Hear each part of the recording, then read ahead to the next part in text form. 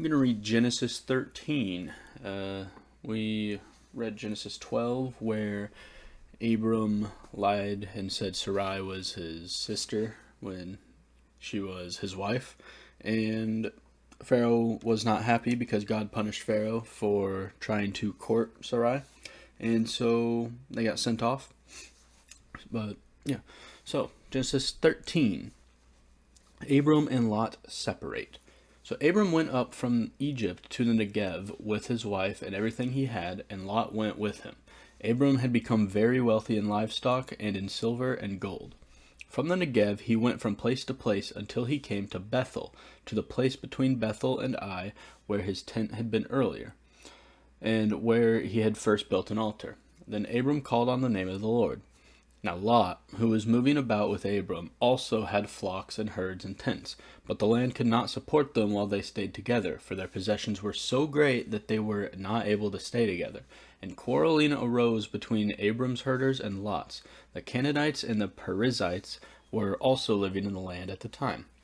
So Abram said to Lot, "Let's not have any quarreling between you and me, or between your herders and mine, for we are close relatives. Is not the whole land before you? Let's part company. If you go to the left, I'll go to the right. If you go to the right, I'll go to the left." Lot looked around and saw that the whole plain of the Jordan toward Zoar was well watered, like the garden of the Lord, like the land of Egypt. This was before the Lord destroyed Sodom and Gomorrah. So Lot chose for himself the whole plain of the Jordan and set out toward the east. The two men parted company. Abram lived in the land of Canaan, while Lot lived among the cities of the plain and pitched his tents near Sodom. Now the people of Sodom were wicked and were sinning greatly against the Lord. The Lord said to Abram after Lot had parted from him, "Look around from where you are to the north and south, to the east and west. All the land you see I will give you and your offspring forever.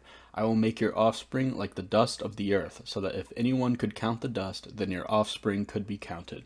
Go, walk through the length and breadth of the land, for I am giving it to you." So Abram went to live near the great trees of Mamre at Hebron, where he pitched his tents. There he built an altar to the Lord. That was Genesis 13, and now I'm going to read a couple of the little in-depth explanations from the study Bible about this chapter. So the first question is, why did Abram give Lot first choice? And it's referencing verse 9. Verse 9 is not the whole land before you? Let's part company. If you go to the left, I'll go to the right. If you go to the right, I'll go to the left.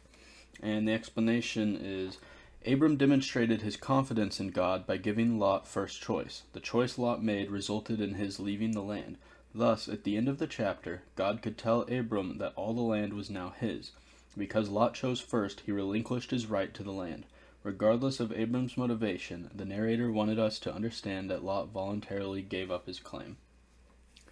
So that would be why Abram let Lot pick which direction he wanted to go first, and Abram took the second option.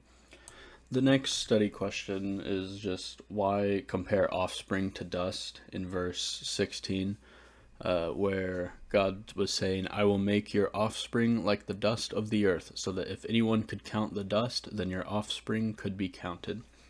Essentially, it's just a hyperbole to kind of exaggerate some speech to make a point, to make a better illustration of the point.